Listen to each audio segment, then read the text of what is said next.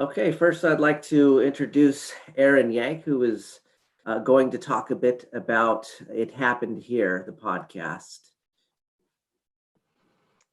Hi, thanks everyone for being here. I was I was the executive producer of a production team that made this 11 episode podcast, and we have bonus episodes coming next week. So that's very exciting. It's called It Did Happen Here, and it is about the fight that happened in Portland, in particular around the neo-Nazi white supremacists that were a problem in most major cities in the US at the time. We focused on their presence and then the galvanization of the community around the murder of Mulugeta Sarah. And there's an episode dedicated to him. Then the rest of the podcast talks about the community organizing that Scot Nakagawa and Eric Ward were a part of to help fight the neo-Nazis and win the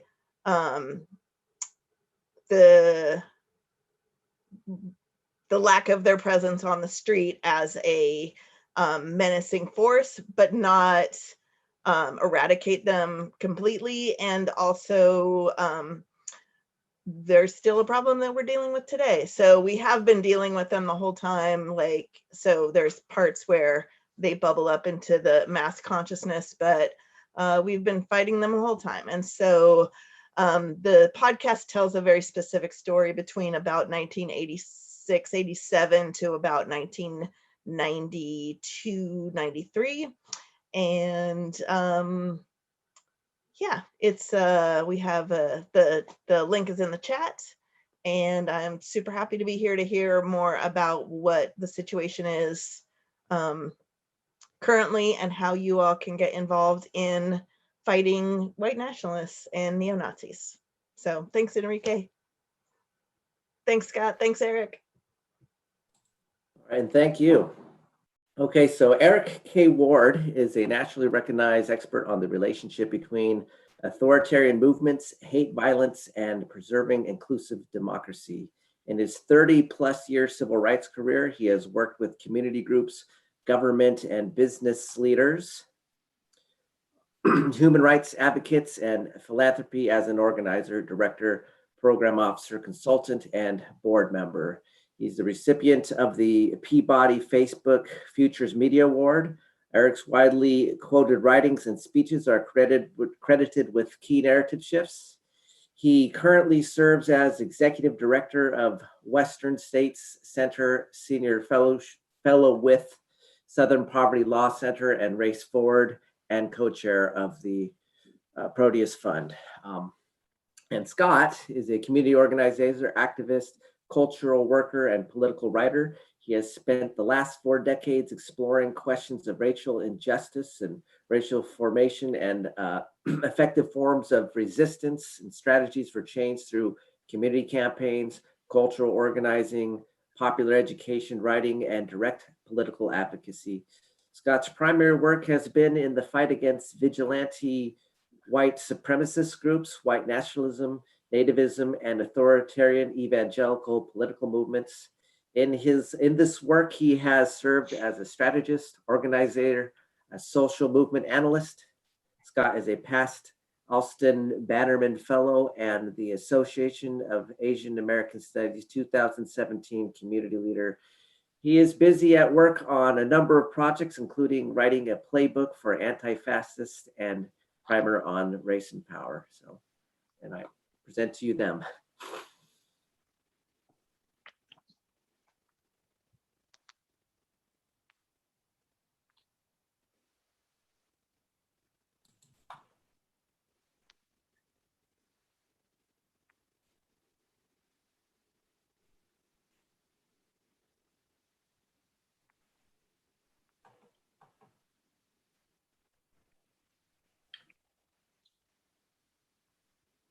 So welcome, Scott and Eric. Thank you for having us. How you doing, Eric? Good, Scott. How are you this evening? I'm doing okay. It's good to see you. We're talking about the podcast. It Did Happen Here. You got a chance to listen to it? Most of it, yes. Yeah. Most, uh-huh. Why don't you talk a little bit about your history with the Coalition for Human Dignity? Oh goodness, that was a long, long time ago. Yeah.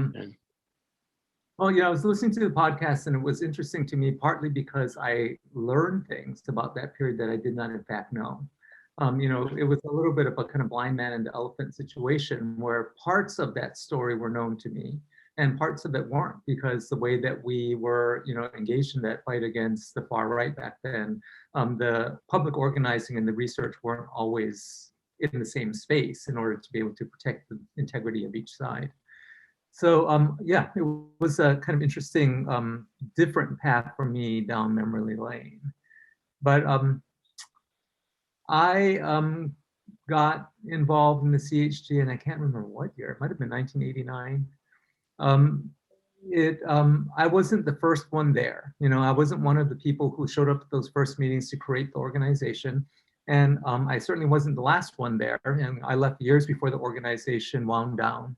I left in 1992 actually to go to work on the No on 9 campaign for a hate-free Oregon, a ballot measure campaign against the Oregon Citizens Alliance anti-LGBTQ amendment, and then went from there to working at the National Gay and Lesbian Task Force on a project called Fight the Right. But in the few years I was there, it was, let's just say it was a rich experience. One of the fun things that happened to me during that time was that I met you. That's right. That's right. Scott, you may not recall this, but my first connection with the Coalition for Human Dignity, and we'll come back for those who are listening right now, welcome. And Scott and I have just kind of hopped in mid-story, but we promise we're going to come back and build a little bit around what this was. But there was an entity called the Coalition for Human Dignity that existed in Portland 30 years ago. And Scott, my first brush with the Coalition for Human Dignity was through you. So you and I had met already, I think, through kind of racial justice organizing in Oregon, right, as part of kind of the civil rights movement in the 90s.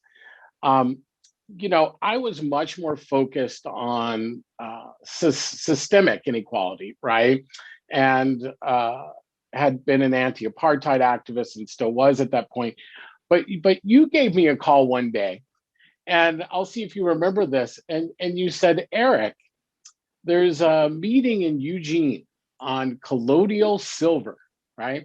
And people are probably Googling right now to see what colloidal silver is. There's going to be some white supremacists at it, you said. We didn't distinguish between white nationalists and white supremacists then. And you said, do you think you can find someone who might be willing to attend the meeting, right? And, there's a little check. Folks who are younger than me, I'm old now, so, I get to say this now. But, there was no internet then. You couldn't Google anything.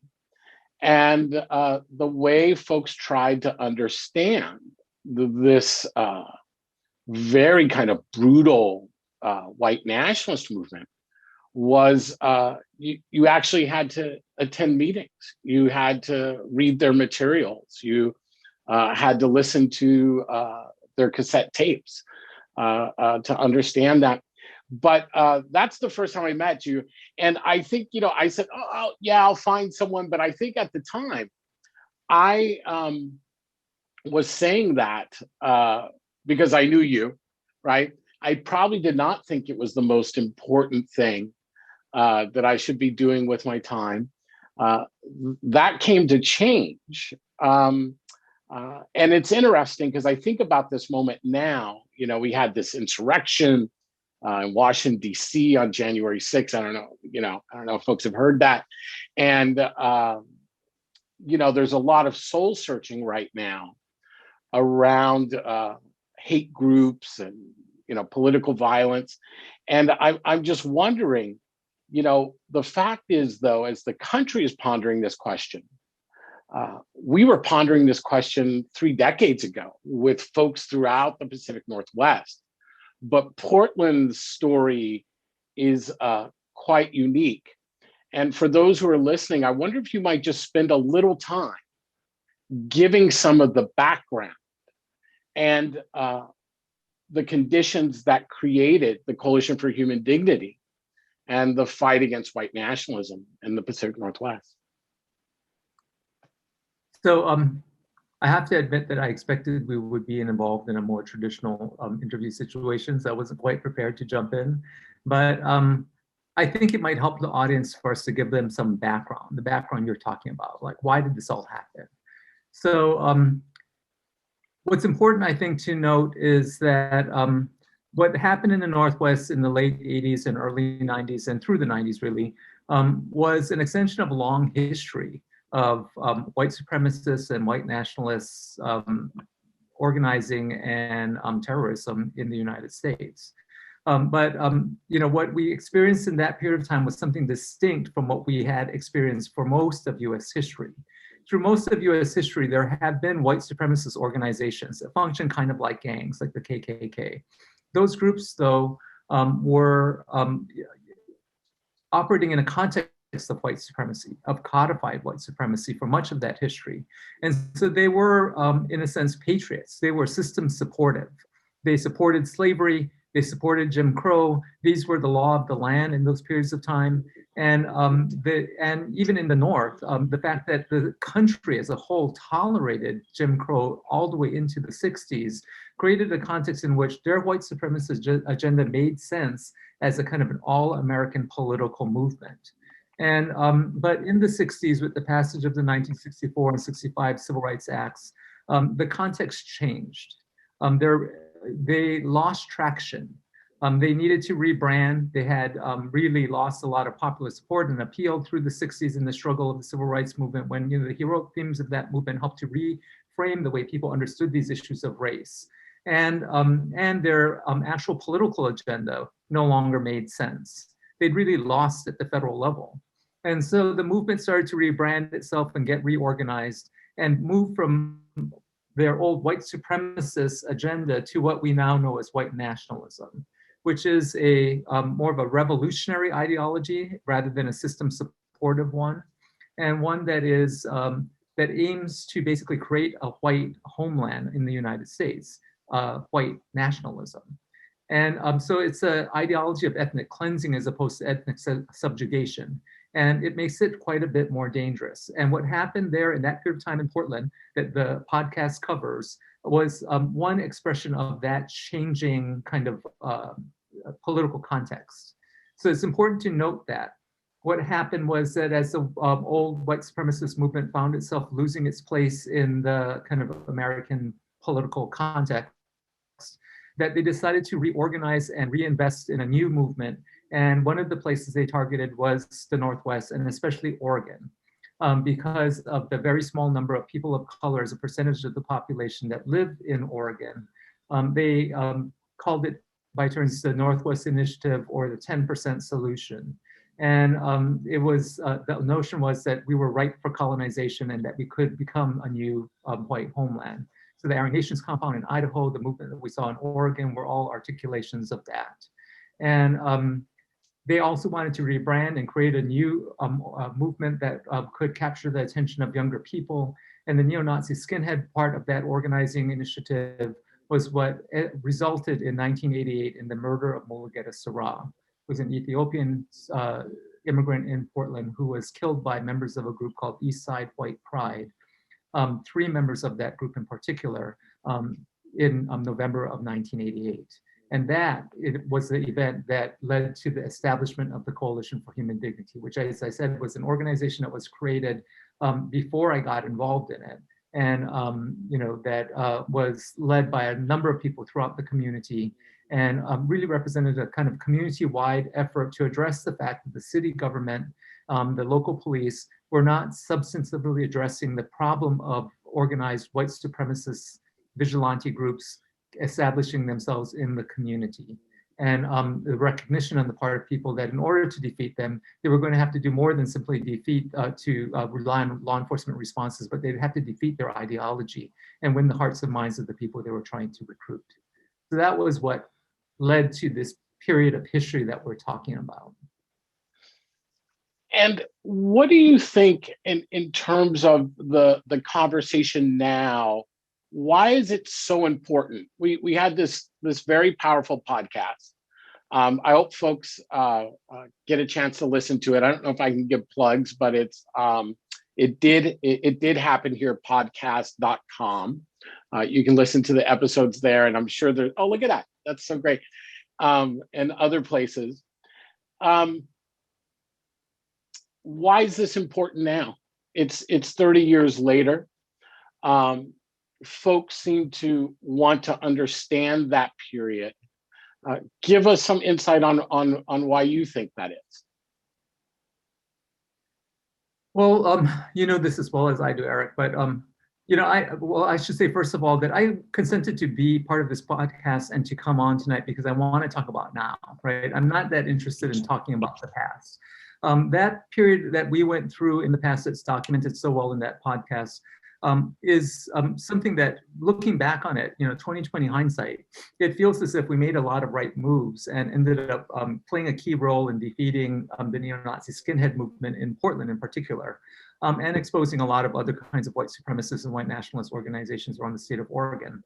But the reality is that, you know, when we were in the moment at the time, it wasn't as if we knew how these stories would end. And so there were a lot of mistakes made and some happy accidents. And out of that process, you know, we got through that period of time and, as the story is told, defeated the neo-Nazi skinhead movement. I wouldn't say that we actually did that. I think that movement, because of a broad community effort, got pushed underground, and the kind of street violence that we were experiencing in that period of time got suppressed. But anyway, so the importance of all of that to now is that now, at this juncture in history, we are facing a rising white nationalist movement that is a kind of contemporary expression of those old ideologies from that period of time, that is bigger, more radical, more powerful, better organized, and more potentially violent than that old movement was. And you know, back then we could fight them in real life, IRL, as the kids say, you know, and that allowed us to be able to contain them to a certain extent. We could anticipate where they were going to be, and we could actually physically engage in organizing that would help to contain the impact that they could have. That movement, though, has developed since that time a much more robust underground component, and that underground component also lives now on something that didn't exist back then to the public, which is the internet. And so in that virtual context, they're accomplishing a lot. But just to give people a sense of where we are, there's a group called Democracy that's based in Sweden, in Gothenburg, Sweden, at the University of Gothenburg, that tracks democracies around the world in order to test the health of democracy as an idea and in reality in terms of nations that are democratic. And what they say is that for the first time since 2001, the majority of the world's nation, I think it might be 92 nations of the world, are autocratic. And a third of the world's people are now living in what they call autocratizing nations. And autocratizing is just kind of a $10 word for sliding to authoritarianism. And the United States is one of those countries. Also one of those countries is Brazil, India. You know, these are G20 countries, the biggest economies in the world. And one member of the European Union is actually already in an autocracy, Hungary. And so that's a very dangerous situation, because that creates a kind of geopolitical center of gravity around authoritarianism that will continue to draw nations in. And that process of autocratization in the United States rapidly accelerated under Trump, but has been going on for a very long time now. And so what we see happening in Portland, Oregon now, these confrontations with white nationalism, is one expression of that process that's underway. It is a process that can be measured in terms of freedom of the press, free expression, the right to protest, the right to vote, the right to run for office, the free judiciary, you know, a number of different kinds of components like that that are indicators of democracy. And on all of those counts, we are starting to slide in the wrong direction. It appears as though, in response to government having become so unresponsive, that people are now starting to go in a far more particularistic direction. So white nationalism being one of those expressions of particularism, but there are a number of others. For example, the unwillingness to compromise. Increasing numbers of people saying that if they can't get their political agenda through the legitimate political process, then it should be forced through, even with violence. The fact that now the Republican Party in the United States is considered one of the most authoritarian parties in the world. These things are happening. And this white nationalist movement of today has won a place in the Republican Party. You see that in what's happening now in our Congress on the Republican side, and are increasingly merging with the Christian nationalist movement, or the Christian right as people call them, which means that right now, white nationalism, which is a largely self-funded movement, has become a part of a broad coalition that's able to move billions of dollars for political action. And so as those coffers open to them, the game could change really dramatically for us. And we have a relatively small window of time in which to act before that kind of thing begins to happen, to try to split them and isolate them from those other elements and to expose their agendas and organize against them. So this is a very much more elevated kind of problem than we faced back then. But you know all about this, Eric. Yeah, well, I mean, we're learning some things about this. I mean, take me back, because I think one of the interesting pieces around the podcast that really resonated with me, Scott, is it starts around this idea. When I was just in the 80s, if I can talk, I feel now like I'm a grandpa looking back, right? Back in the 80s, when you had to walk 20 miles to the record store and back, right? But in the 80s, in the late 80s, right? We were just kids who were trying to get by, right? We had like a love of music, right, that brought us together. It was that love for music, right? Whether punk, whatever we wanted to call it, then hardcore, right? It was that love of music that kind of gave us a competing identity, right, to the identities around race and gender, right? I don't want to overplay that, right, because it was complicated, but it was the setting of this new identity. So for most of us, it wasn't about this larger conversation around democracy, right? It was about, right? It wasn't, or at least we weren't aware of it consciously, right? It was, we wanted to go to shows. We wanted to be with our friends, right? Which were, for some folks, like the closest family they had. And folks were being threatened physically, right? And being threatened physically by folks we had seen as part of that extended, right, identity in some way. Take us to why that was an important organizing point in this larger conversation around democracy? Why was a fight within a subculture so critical in that moment? And how does that apply today? Wow, that's a big question. I know it's a big question. Well, this is what I'll give you, Eric. I think you know this about me because you knew me back then. Back then, I didn't know fuck all about what exactly it was that I should be doing. I just understood that we were being threatened, and it seemed to me that the fight against these groups that were threatening us was also a soft entry point for many people to get involved in anti-racist resistance. And so I figured, this makes the problem really obvious, right?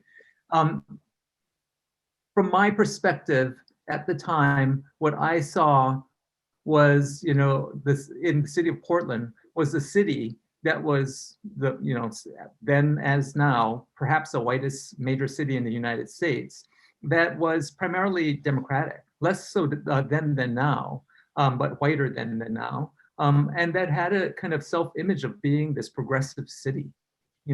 Portland thought of itself as being a kind of hub of liberalism, Portlandia hadn't happened yet, but there was some of that kind of attitude, in the city about its sort of own kind of sense of self.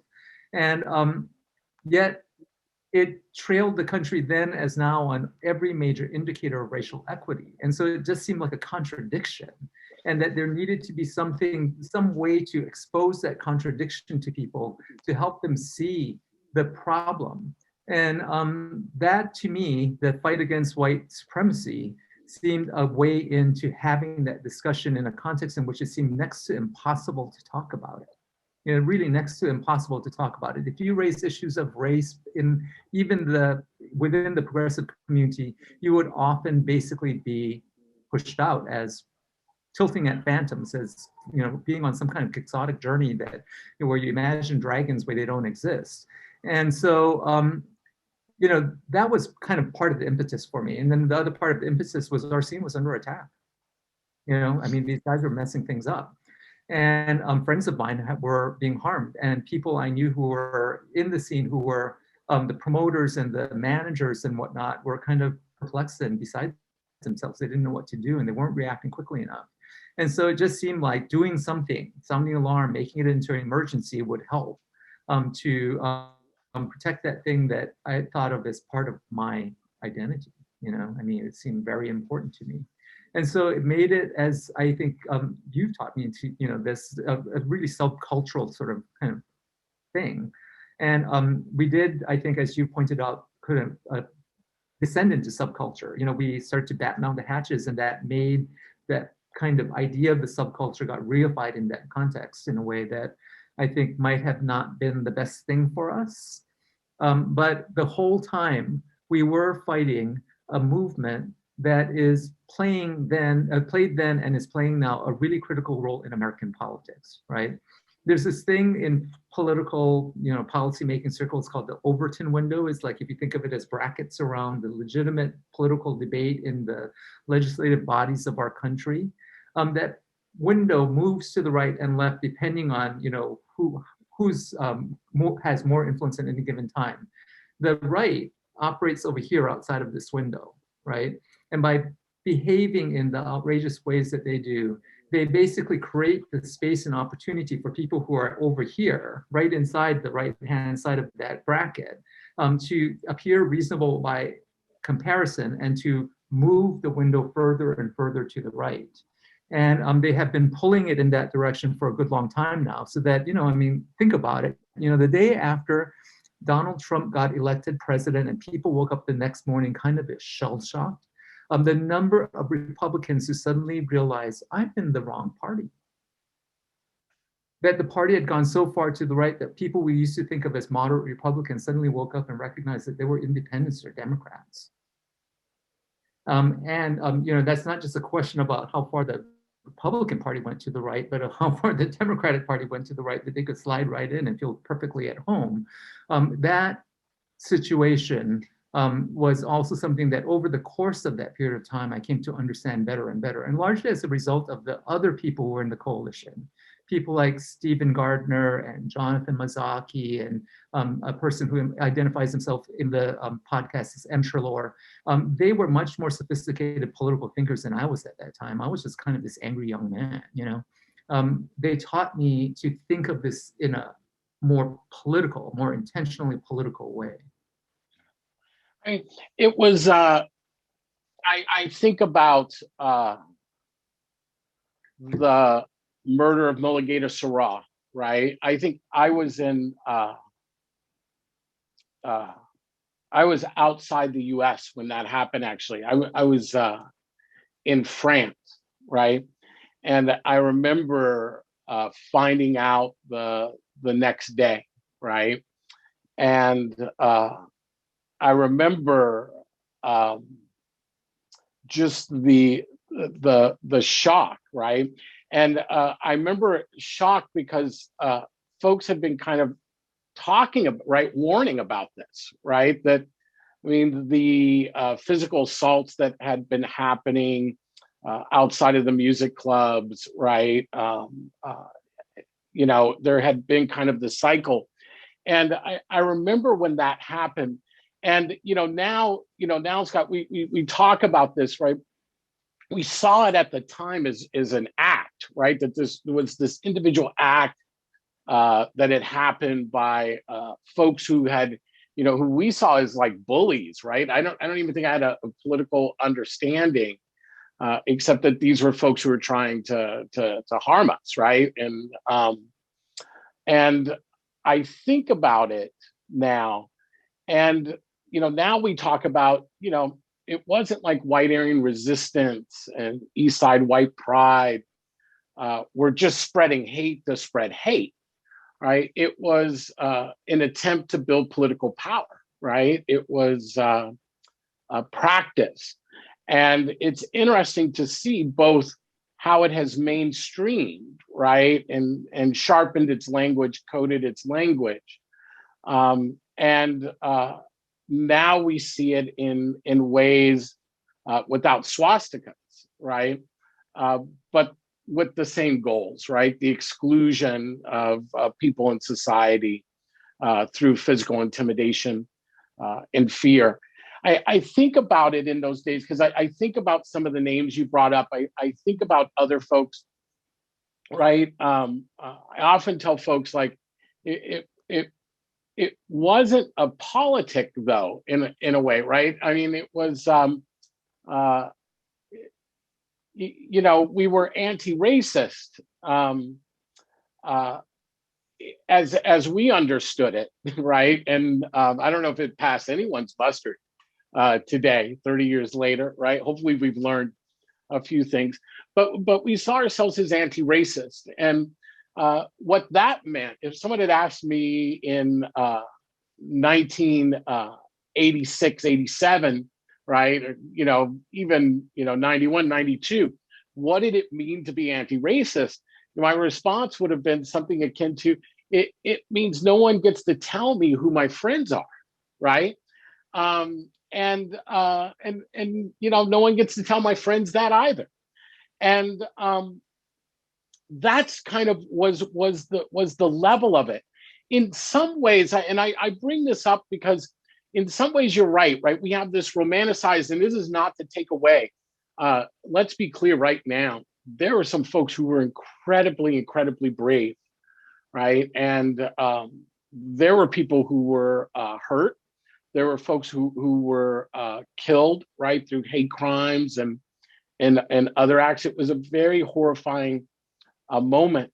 But we sometimes romanticize the past, right? And what are some of the dangers in over romanticizing that period? What are some of the things we think we might lose along the way that are important lessons for us to know now? Wow. Well, I always say, nostalgia is a trap. The past looks good to us because we know how the story ends, and so it's sort of, kind of a way of feeling safe, right? Especially when the circumstances were very dangerous, which they were for all of us back then. To know you got out of there safely with your skin on, it even magnifies that kind of the power of nostalgia. But I think that mostly it's that, the underlying conditions are constantly changing. We live in a really different time now than we did back then. And that we very easily get trapped into thinking that the kind of tactics and strategies of that time apply easily to the situation we're in now. I would say that they don't necessarily. One of the things that is a constant theme throughout the podcast is the kind of physical confrontations with neo-Nazi skinheads having been one of the key strategies. And, I think back then that played a good and a bad role, that people decided that they were no longer just going to get beat up and decided to stand up and defend themselves, I think was a very important thing. But we now face a movement of far greater sophistication that is much better trained, much better armed, and in a very different context. That movement is baiting us into those kinds of confrontations now. And they're baiting us into those confrontations because, as you put it, Eric, they rely on political theater. And the political theater that creates contributes to the sense of victimization that their immediate base of support, angry white man, is feeling. They say we stand for free speech, and then they see people coming and violently confronting them. That tells a story that they want their base to see played out on major media. And it also creates a context that then invites state repression. Because what we're really facing here now, right, with these protests and the confrontations that we're seeing happening, is that government's broken. Neoliberalism has had a powerful effect on the ability of government to respond to the needs of people. And the political deadlock that we're in, right, with extreme polarization, has also made government terribly unresponsive.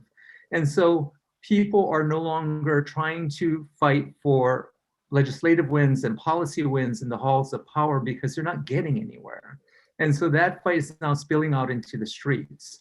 And what the right wants is for that fight to become a fight where people go after one another, because that plays to their base and they're better prepared to be in that fight. The secondary effect of that, though, is when unresponsive government sees this beginning to happen, their interests are threatened, and they are likely to react by becoming far more repressive in order to be able to control what's happening in civil society around these kinds of debates and mass protests. So we need to be really careful not to think that what we're facing now is the same thing we were facing back then, and that some of those tactics are necessarily going to work. I think what we need to be doing now is building the broadest coalitions possible and figuring out how to build them in a way that clearly articulates that while we may disagree on many things, the majority of us are opposed to the white nationalist agenda. The vast, overwhelming majority of us. It's just we need to learn how to behave like a majority.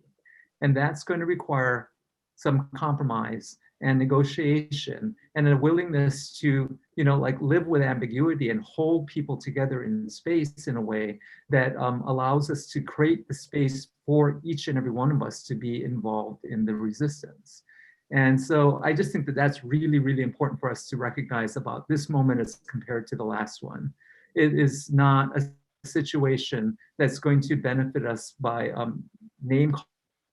simple name calling or through those kinds of confrontations. So I just think that's a caution that people should keep in mind. Whatever people want to do in their private lives, I'm not trying to tell you what you can and can't do. I'm saying about the public expression of resistance, that public expression has to be one that calls people in and doesn't repel them from what could potentially be a real moment for us. I talked about how autocracies are growing around the world. Well, the other thing that's happened is since 2009, the amount of pro-democracy mass movements have doubled around the world. They're still not to scale to the autocratic takeovers, but they are building. And we need to make space for those movements to begin to grow, to flourish, and to be able to play the role they need to play in protecting our freedoms. So, that's the biggest lesson I take from those days. People often tell me stuff about back then, like, oh, I remember you doing this, I remember you doing that. It's like, yeah, well, you didn't also see all the other stuff I was doing because I didn't show that stuff to the public. But I think of the most heroic thing I did back then was to be willing to work for $400 a month and live in a warehouse squad in order to be involved in the organization. That was the biggest sacrifice. So right. We should leave that back then and try to figure out what to do now when, Eric, I think of you as playing one of the most critical roles nationally in helping to teach us how to be that majority. When people ask me who they should be supporting now, I say support Eric in the Western States Center. I'm on Team Eric. Oh, that's very kind. Well, there are lessons. And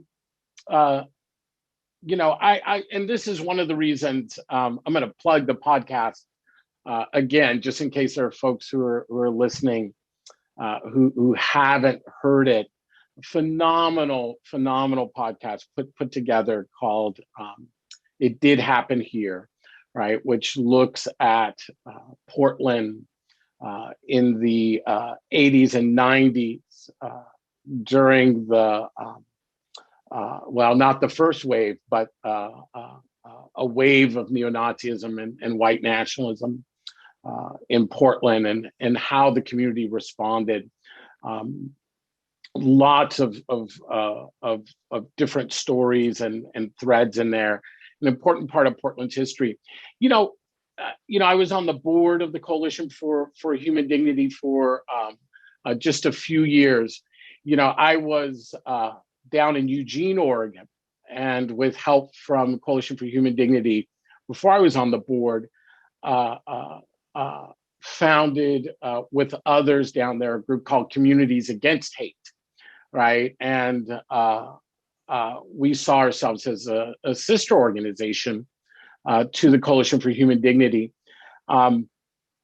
It's interesting to think about, those moments of success, right? It was the boring work that no one wants to talk about, right? You remember, like the phone calls, and sometimes you had to just write people a letter, man, and wait for it to go through the mail and back. And thank God we had a better mail system then than we do now. But I think about the boring work was also the most powerful, right? I think about, public events we would do, right? We were mostly, right, subculture kids, not all, but, these events would pull in folks across the community, right? And there was real power in the diversity of that community. And that's something, we try to hold to now at Western State Center, as right? We think that this is about, this is not about a purity moment. And I don't say that in a bad way. What I mean by that is just kind of recognizing our humanity, that this is an issue of governance right now. And governance is fundamentally about who we consider to be human beings in a society. And that's the next lesson, right? Besides the need to kind of be diverse in who you talk to and who you try to organize, right? Recognizing people's fundamental humanity. And that's what we were pushing for when we were kids in those punk rock clubs, and hanging out, drinking our coffee, and trying to figure out how we were going to eat, right? Next. And I think, my sense is, one of the lessons we still kind of wrestle with is the fact that there is, be wary of those who say they have the plan, right?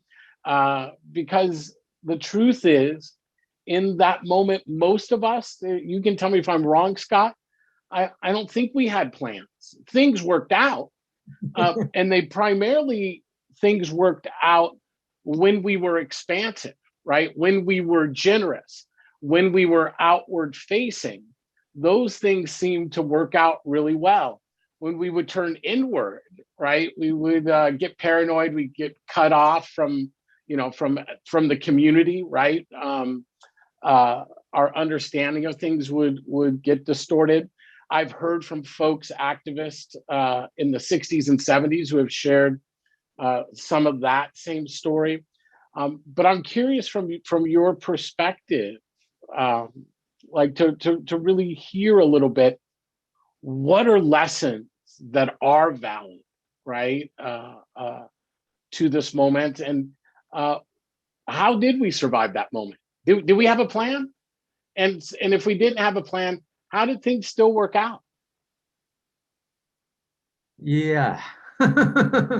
Well, I mean, history in a kind of odd little way, that we are created by the context that we're in. And sometimes organically, you're just in the right place at the right time and have the right disposition to respond in a way that history requires you to. And that's often not something you plan for, as you put it, not something that you're fully conscious of. And as you go through it, history teaches you what to do next. And so, I think there's some of that involved in it. It's a kind of iterative way of feeling your way forward through a situation that just requires you to constantly be responding. But I can name like any number of ridiculous, terrible mistakes and moments when, at least I could say, I misjudged the moment or misjudged the people I was among in ways that were just, anything from dangerous to just outright silly. And so, there's also that, and we rarely tell those stories when we talk about, our personal histories. Because of course we all want to remember the good stuff. It's how you comfort yourself as you move forward, that you remind yourself that you're capable, that you can. It's what gives you the confidence to keep taking the risk. But so yeah, I mean, I'm not sure exactly about that, but I can tell you this: at the beginning of that process, I was mostly angry. I was angry about the racism with which I was treated. I was shocked at the racism I encountered when I moved from Hawaii, which is a multiracial context, to Portland, Oregon, which was whitey, white back then.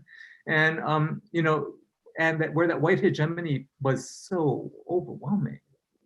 One of the ways that I understand these white rightists, the white nationalists, the Proud Boys and whatnot, one of the ways that I can get a little bit inside of their heads is that when I got to Portland, a white hegemony ruled in a way that was just amazing. It was the hegemony of white liberalism, one that saw no color, that did not understand race. And people of color lived under that kind of liberal tyranny of a huge white majority that believed itself to be actually progressive and inclusive when it was anything but.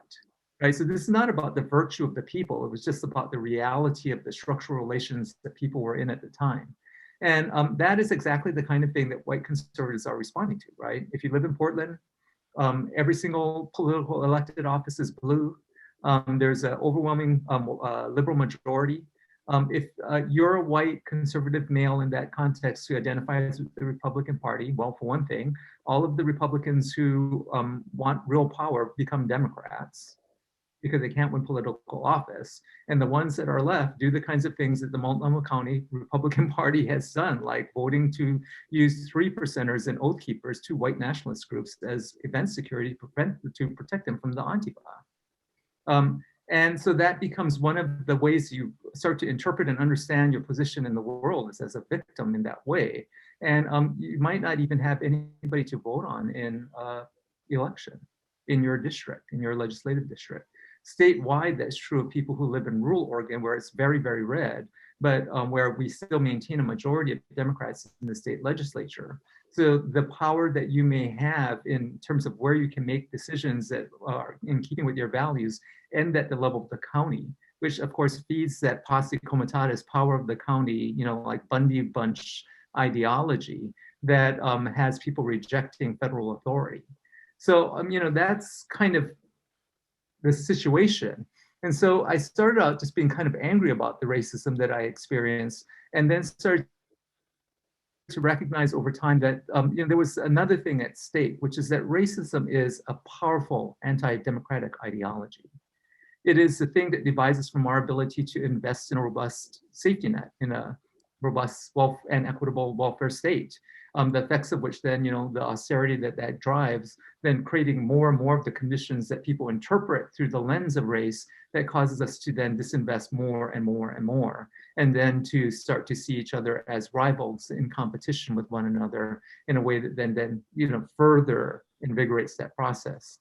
So that's something that I learned through this process about the impact that can have, and why even in a state as white as Oregon, with a relatively small number of people of color in it, that what happens to us is not just important because we should not be harmed, and tolerating that kind of harm against any group of people creates a tolerance for that kind of inequity and injustice in general, but because that powerful anti-democratic ideology that allows us to do that supports the idea of injustice and hierarchy all around, right? Ruthie Gilmore, right? Ruthie Gilmore, who's an abolitionist and a great scholar, often says that capitalism requires inequality and racism enshrines it. So, what she's basically saying is that racism legitimates a kind of permanent hierarchy in the context of what's supposed to be a democratic state for the sake of helping capitalism to be able to reproduce itself. And so, that idea is powerfully anti-democratic idea. And I think that's something that we're contending with all the time. But, Eric, the thing I'm interested in from you is that you are right now in the center of a struggle in the Northwest. And I just wonder, like, where do you see us winning? What do you see working now? You actually have to acknowledge you've won something to be able to acknowledge that something might be working, right? And there's a level of I don't even know what to call it. Like I call it progressive pessimism, and that's kind of where I said folks may call it something else, but there's just like a level of pessimism right now where I often call our social movements now kind of like the Eeyores of social movements. And I mean Eeyore from Winnie the Pooh. If you haven't read Winnie the Pooh, you should check it out from the Multnomah Library, right? But there's a character named Eeyore who is a donkey who is ever sad and dejected about how nothing works out, right? And it's I think it's because we can't hold nuance. And I'm going to come back to what I think is actually working, but I want to set the context. We've lost our ability to imagine, right? And we have been so beaten up by the right in this country, right?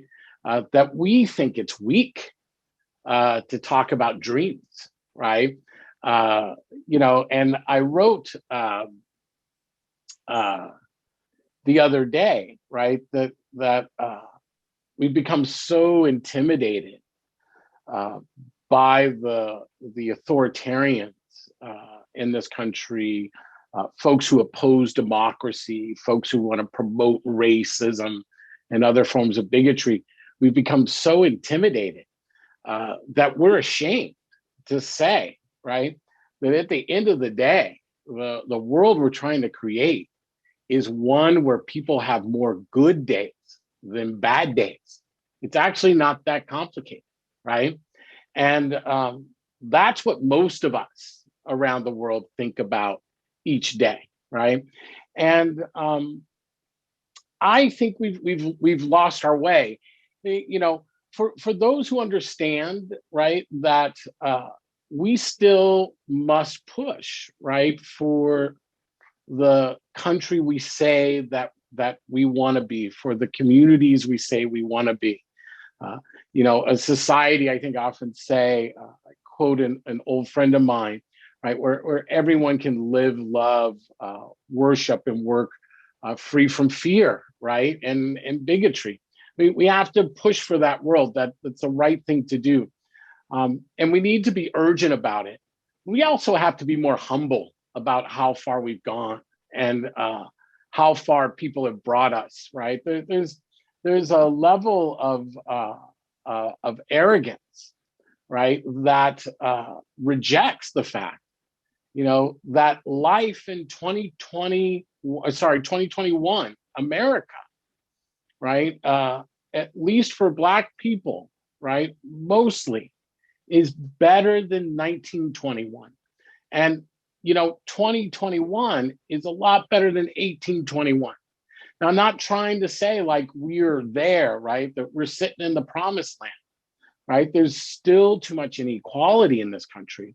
We have to acknowledge that people struggled to get us to the moment we are now. And we've learned one thing. And if you want to know what I think works, right, I think there's two things that work. The first, right, is democracy, right? Black and Indigenous people have struggled for democracy in this country for a very, very long time. and other folks as well, right? Whether we're talking about immigrants, right? Whether we're talking about refugees, whether we're talking about poor white folks trying to get through their day, right? A lot of folks have struggled for decades to build that democracy. And I think we treat it in a way that suggests it's not of our own making, right? And so the real thing is, I think you taught me this in the 90s. Democracy actually works when we practice democracy, right? Not vanguardism, right? Not elitism, but actual democracy. And that's the piece, I think it is the sunlight to authoritarianism in here. The second piece, right, that no one wants to talk about is what I call racial intimacy, right, or religious intimacy, is actually critical too, right? And it is how we inoculate ourselves against authoritarianism in this moment. But those two things take being really brave, right? And being really courageous and understanding, right, that sometimes you sadly find yourself in a moment, right, where you get the win, right? You're not fighting for the win. And here's the secret, and then we'll turn it over because I know we have to go to questions. Maybe someone has a question or a thought, but I just want to say this, and I'm gonna leave it with provocative thought. What I think works is democratic practice and mobilizing people, lots of people, through different ways. We built coalitions in the 90s where you could see Republican farmers sitting next to blue-haired, right, punk rockers. That's the coalitions we need again. And we need real governance that practices democracy. And the third thing we need is it's going to sound like the weakest word in the world, but it's time to do away with segregation, right, in the city of Portland, right? Segregation in housing, in employment, in education, transportation. It is killing democracy in Portland, Oregon. It is killing democracy in this country. And I'll just leave it with the words of an alt-right activist 4 years ago. I tell this story all the time, right? He was outside the Blues Festival in Portland, Oregon. He was being harangued by the counter-protester. And Scott, you know that counter-protester with the camera, right? Up in the face of the white nationalist yelling. Well, this one was in the face of this alt-right kid yelling, "Why are you here? No one wants you here. Mayor doesn't want you here. Counter-protesters don't want you here. No one wants you here. Why are you here?" And this alt-right activist responded by saying, "Yeah, I've heard you don't want us here. But the truth is, Portland is shrinking. It has a shrinking Black population by a percentage and whole number." And then he said, "So you can say you don't want us here. But the fact of the matter is you all are doing something we could never get away with. You are disappearing the Black population of Portland, Oregon." The truth is this: the magic of that podcast and the magic of the 90s was that it taught us to look in the mirror. If we want to understand how we defeat white nationalism, we have to be courageous enough to understand, right, that we don't beat it through our own political theater. We don't beat it, right, by somehow trying to physically outpower it. We beat it by building an alternative vision of what Portland and America can be. And that only happens through building the power of people so that they can come to a consensus. That's what works in the Pacific Northwest. And when we do that, white nationalists lose. Okay, well, let's make sure we come back to that because I really, really want to talk about that. I also want to just say hello to Howell, whose name I see in the chat, who says Afro and Indigenous futurists remind us that we can only create what we imagine.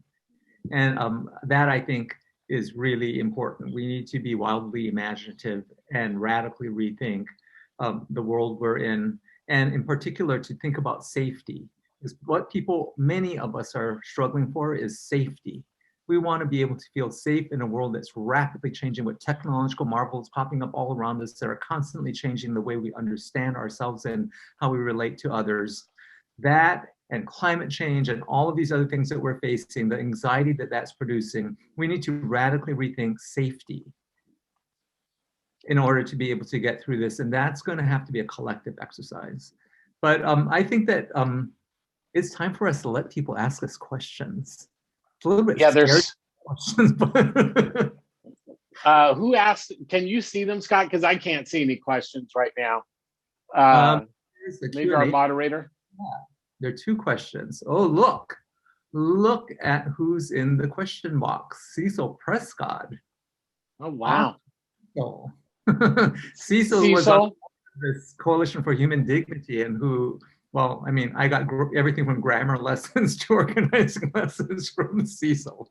But Cecil says, comment on the changing self-understanding of white evangelicalism. It's morphing into Christian nationalism and its current relationship to white nationalism. OCA to the Tea Party, to an OCA being the Oregon Citizens Alliance, which is a more traditional evangelical right-wing group, to the Tea Party, to Trumpism. So Scott, let me set this up. No. That's a hard question, and I'm going to make you answer that. But I do want to set the context. One of the things that I think folks may not be aware about the Coalition for Human Dignity is it didn't just research and help communities organize and respond to neo-Nazism, right? It was also working with communities who were responding to attacks on the LGBTQ community, right? And I also think other work as well. So talk a little bit first about some of the areas of CHD. Help build out a little bit the areas, and then answer Cecil's question, because I'm curious what the answer is. So wait a minute, say that again. Build out the areas? Yeah, what else did CHD engage in besides its work around the neo-Nazi movement? Well, CHD also took on the Oregon Citizens Alliance, which is a group that Cecil just referenced in his question. The Oregon Citizens Alliance being an evangelical right-wing organization that sponsored Ballot Measure 8 in 1988 that rolled back Governor Neil Goldschmidt's executive order banning discrimination against LGBTQ people in public employment. And then in 1992 presented us with another ballot measure called Ballot Measure 9, and then subsequently hit the ballot a number of other times on LGBTQ questions and questions of abortion or abortion access.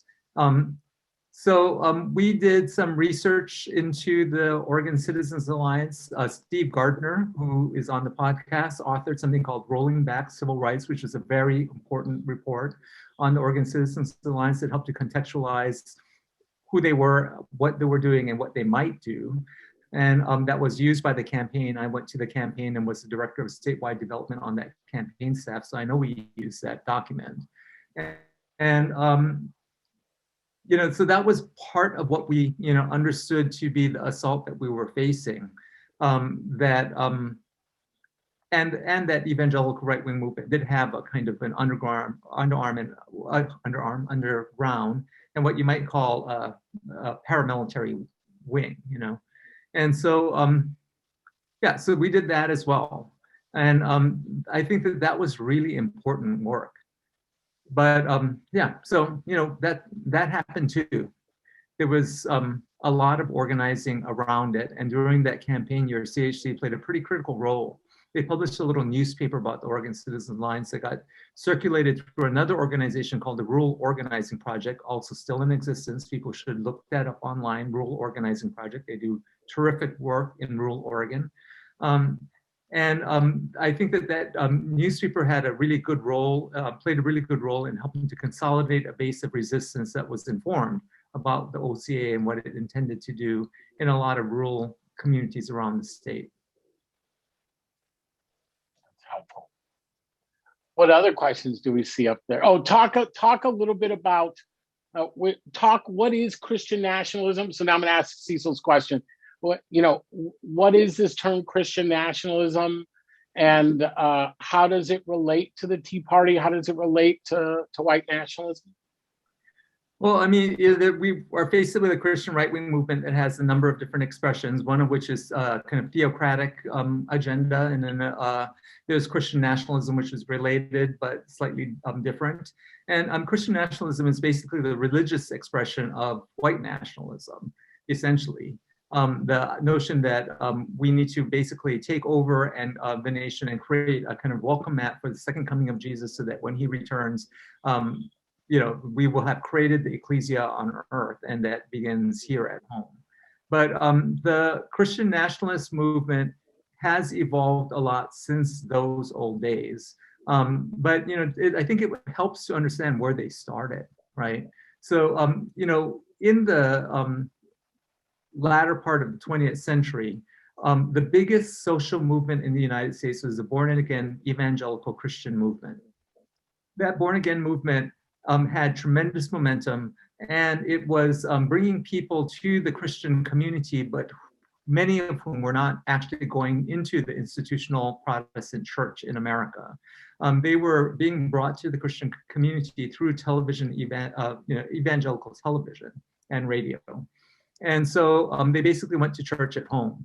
And the elites of the Republican right, the neoliberal elites in particular, people like Phyllis Schlafly, for instance, saw that as an opportunity, because at the time the Republican Party was really in the margins of national politics. They had won very few elections in a number of decades. And so the Republicans saw this as an opportunity to create a popular front, and so they basically intervened in that community and started to help to build a kind of political base for a family values agenda that they believed would be able to divide the liberal opposition to Republican politics, and also create the kind of ground troops they needed in order to move their agenda. And so that happened over a number of decades. By 1980, it was key to the election of Ronald Reagan. And Ronald Reagan, who was elected by the Coalition on Revival, which was a group of different kinds of Christian right-wing organizations that included things like Concerned Women for America, which at the time was the largest women's organization in the United States. They were able to kind of make a change within the Christian community that caused evangelical Christians, or a big faction of them, particularly white evangelical Christians, to start to see their role in the world not as simply cultivating a relationship with Jesus, personal relationship with Jesus, and a faith relationship with Christianity, but to recognize, to think of themselves as having to be political actors in order to prove their relationship. They needed to be able to change the world in order to invite Christianity to become the dominant ideology of the United States and the world. And so it politicized them and mobilized them in a way that they hadn't been mobilized before. And that had the impact that we've seen over the last many decades. Lately, they're going in a much more radical direction. And when we think about, for example, this pandemic we've just been through, that's one of the horsemen of the apocalypse, right? They feel, they hear the sound of those little hoofs on the horizon and are reacting. And so we're likely to see them rise to greater and greater levels of activity. But very importantly, we should know that the Christian right, the Christian nationalist movement, were critical to the election of Donald Trump in 2016. And so when you think about the vulgar, creepy, anti-Christian ideology of Donald Trump, the fact that the Christian nationalist movement in the United States played the kingmaker role in that 2016 election on his behalf and regard him as a godly man is an indication of the direction it's going in. And that direction is one that we should be very, very wary of. It is really dangerous, and it is part of the process of, it sets up the process in which the Christian right and the white nationalist movement appear to be increasingly merging.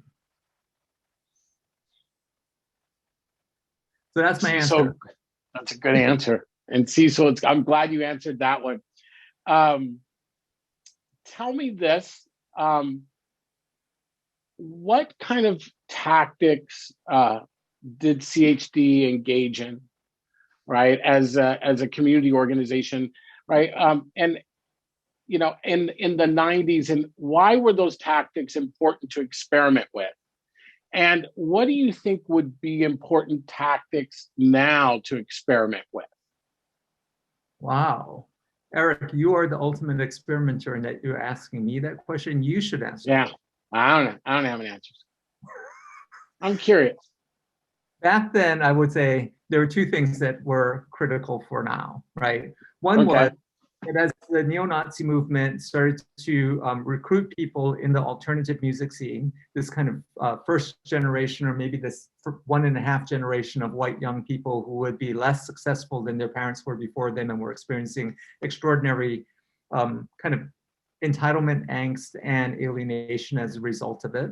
The CHD formed an alliance with Anti-Racist Action in Portland, which is a youth anti-racist movement that was rooted mainly in the punk scene, and what was then emerging Skinheads Against Racial Prejudice, which was another faction within that scene, in order to help them to compete with the neo-Nazi movement for base in that context. And so we help people who are culturally relevant and capable of communicating with those people who in fact were already engaging them.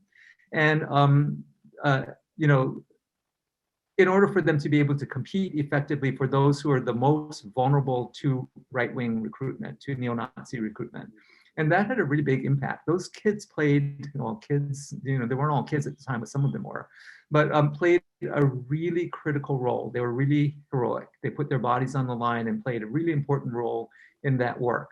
And so that was one of the key strategies. But there was another one, someone referenced in the podcast what we then called the March for Dignity and Diversity, which happened the year that Tom Metzger was sued by the Southern Poverty Law Center, which played a really important role, I think. That may be a controversial thing to some people, but I think they played a critical and positive role by bankrupting Tom Metzger, who was the head of a group called the White Aryan Resistance, for his role in helping to instigate the violence that led to the murder of Mulugeta Sarah. So that, event became the context in which the CHD got involved in organizing something called the October 7th Committee, that right around what we used to back then call Columbus Day, now we call Indigenous Peoples Day, we would march for dignity and diversity that mobilized many, many, many people in the community. It was the largest civil rights march and rally in the Pacific Northwest up until that time. And that march was one that reached really far into the community. We built the broadest coalition possible in order to mobilize people to commemorate the life of Mulugeta Sarah and to express their resistance to neo-Nazi organizing in the city. And so by mobilizing a massive number of people, we were able to demonstrate that the majority across many differences that the right would like to wedge us apart according to, people were opposed and willing to step up and express that opposition, even when the Portland police warned the community that neo-Nazis were planning violence against us and said that the event would end in tragedy. Nonetheless, thousands turned out and walked with us and rallied with us in order to express their opposition. That was really important. That march also created the context in which it was possible for city leaders who up until that time were reticent to get involved in this fight to pivot to the right side and to be able to play the heroic role of joining the march, endorsing it, and stepping up in front and putting their bodies on the line as well. So when Mayor Clark showed up and other people who were in city leadership showed up, that made a big, big difference. People like Vera Katz, who was then in the state legislature, all of these people were able to, in that context, finally find themselves a voice and become part of that work. Whereas the work we were doing in the alternative music scene, of course, offered them no opportunity to do that as lawmakers. That march actually created that opportunity. So it was really, really important. So those are very different tactics, but those two tactics, I think, were pretty successful. And to follow this just a little bit, because I'm curious, what did it take to build that kind of large coalition? What were some of the important components to be able to build that kind of broad base? I wish I could say I played the most positive role in that process, but I'm not sure I always did. Could it have been bigger? Could it have been a bigger mobilization, Scott? Yeah, it could have been. I think it could have been an even bigger mobilization. Though I will say this, the front line of that march included the Lesbian Community Project, the Black United Front, the American Friends Service Committee, members of the JACL, the Japanese American Citizens League, et cetera, et cetera, et cetera, of the Farm Workers Union. You know, I mean, that's how broadly diverse. So Scott, hang on. Let me get this right, because you know I want to make sure what you're saying is that a group of like punk rockers, street kids, right, and young radicals were able to organize state elected officials, city elected officials to lead a mass mobilization march against hate. That's right. And people like Kathleen Scott, who's still in the community, Mike Lindbergh, who was on the city council at the time, also played critical roles. So did Art Alexander, who worked for Mike Lindbergh in the city. Those people helped to play a critical role because they helped us to see city government as something other than our enemy. Because as young radicals, we really did see the city often as enemies.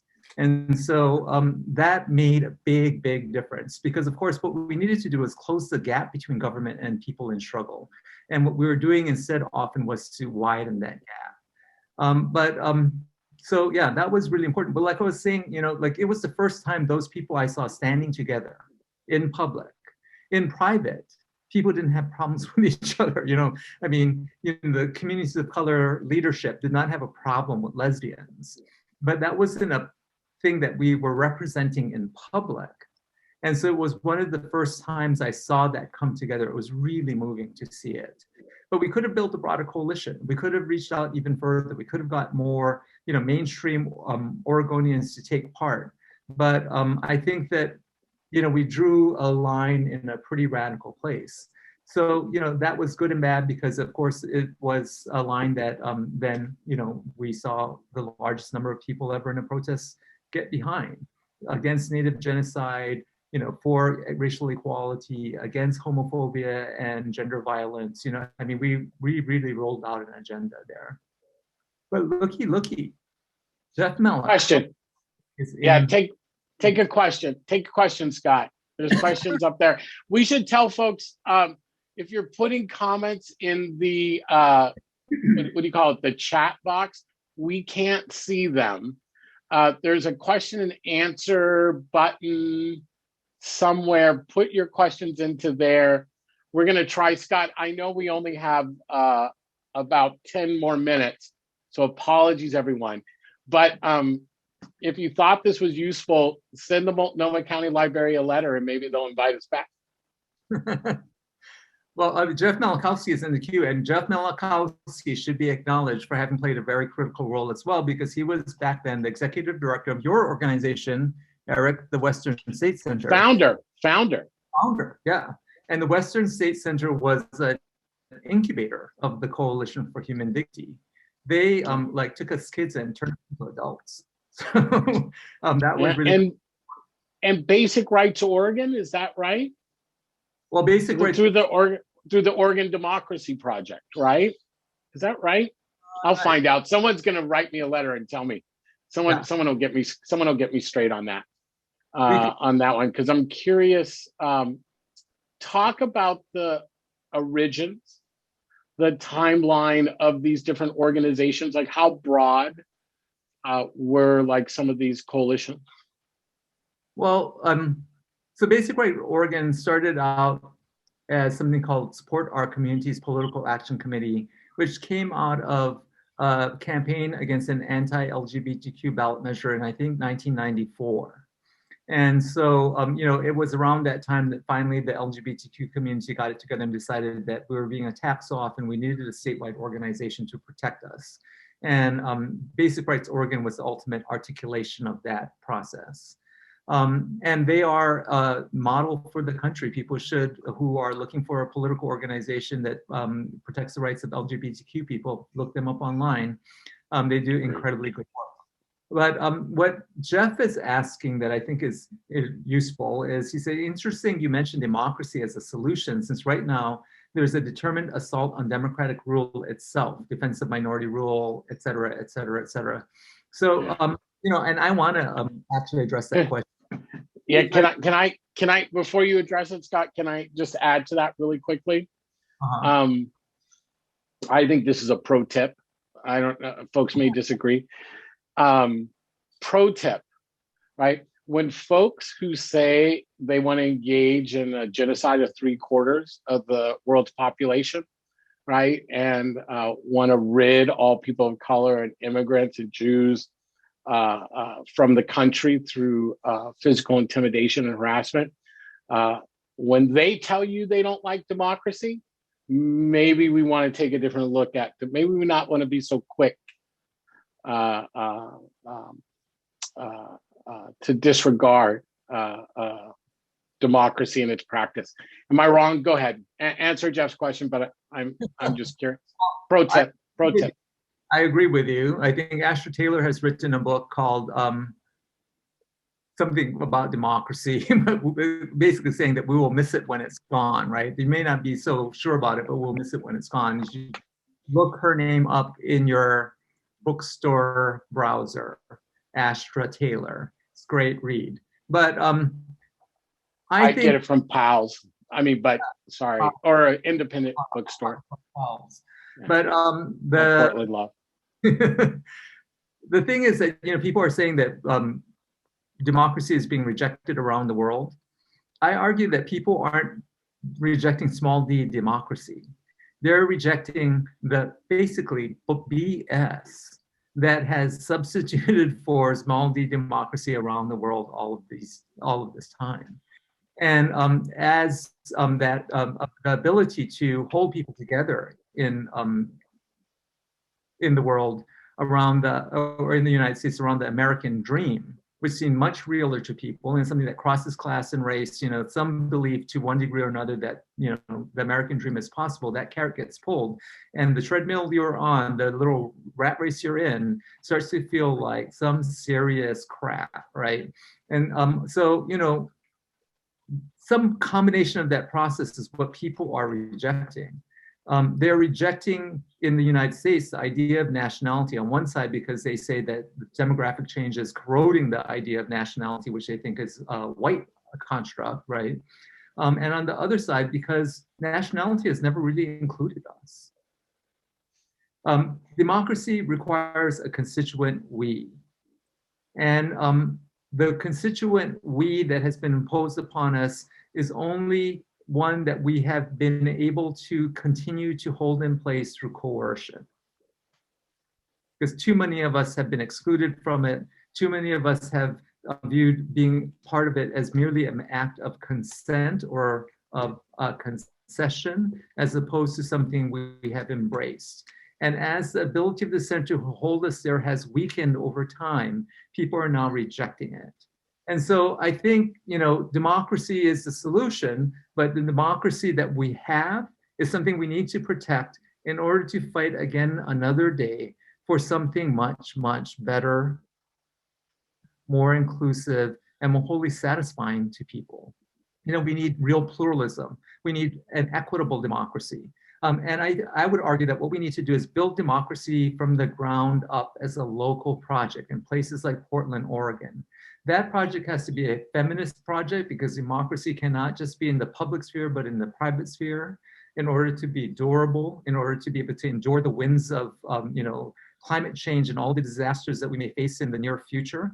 And that democracy needs to be one that is something that we recreate as we go through it, as an iterative process of negotiation. And it has to be one that's identity forward. We need to be able to acknowledge race. We need to be able to acknowledge gender and sexuality, gender identity, all of the differences in that process because they're real. And we need a constituent we that can hold us together in which people feel whole, because that's what makes that durable. And we need to build it from the ground up, and it needs to reach for local governance, it needs to reach for the city government, and it needs to try to scale up from there. And so, I think that that's one of the things that we need to do in order to claim this moment.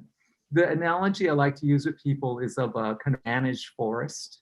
That what white settlers created in the United States is kind of a managed forest in which the noxious elements, the right wing, that with their anti-democratic ideas, are a key element. And so, because they're native to that forest, it's a difficult place for those of us who have come here by hook or by crook or we're already here to thrive in that forest. But that forest is what we're in. And so we need to try to figure out how to contain those noxious elements through monitoring and reporting, through some weeding, and through inoculation campaigns that keep us from eating the poison fruit or carrying the seeds around and spreading them around the forest in ways that would actually help to encourage those noxious elements to take over. At times like now, when they're surging, we need to have people standing on the front line vigilant and letting us know that it's happening so we can be aware of it. But we also need to be investing in the best elements of the forest, the parts of it that are. Scott, I'm looking at the time. I know we got a couple of minutes left here. And I want to say really quickly, when we think about that, one of the things I would leave folks with is to remember, right? It took literally a city, and it took a state, and it took a region to take on the white nationalist movement. It wasn't just in Portland, right? It was in places like Coeur d'Alene, Casper, Wyoming, right? It was, and it wasn't just a left program in this country, right? It was a broad political spectrum of folks who may not have agreed on anything except for the fact, right, that neo-Nazism wasn't the answer, right, to the problems that faced us. And it was value-based, right? It doesn't mean that there weren't folks with ideology, right? But there were folks who had no ideology but had values, and space was made for those individuals. And it was folks who maybe did something once a month, and it was folks who lived in the warehouse on $400 a month. And so just to say to folks, think big and take yourself seriously in this moment. I used to play a game when I was a kid called If I Were. And Scott, this, I've told you about this, right? We'd sit, it was August, school hadn't started. We were out of things to do. We had no money, right? So we would just say, we play this game. If I were in the lion's cage and the lion got in, here's what I would do. We'd argue about what we would do. And the question that would come up every summer is, if I were in the midst of the 1960 civil rights movement, here's what I would do. We would argue as kids, right? We were full of bravado about what we would or wouldn't put up with. We didn't understand the choiceless choices of our parents who lived under Jim Crow. And that question has always haunted me. What would I have done? And I hope that question haunts everyone listening today. But the truth is, whatever it is you would have done in the 1960s is what you will do when you get off this program today, and make it count. And remember what Audre Lorde said, right? You do not disassemble the master's house with the master's tools. And white supremacy and white nationalism have been built off of 500 years of violence. We know what that looks like. We know where that leads. It is time for a new vision that is an alternative to white supremacist violence. And quite frankly, I don't think we get there through violence, but that is my take. That is what I learned. I hope folks get a chance to listen to the podcast that it did happen here, podcast.com. Give it your own listen. Let us know what you think. Scott, appreciate you. Multnomah County Library, I love you. Thank you for helping me find that book that I read in 6th grade and forgot the name of, and somehow you still tracked it down. Support your county library, right? And Scott, always a pleasure, my friend. I'll turn it back over to the host to tell everyone good night.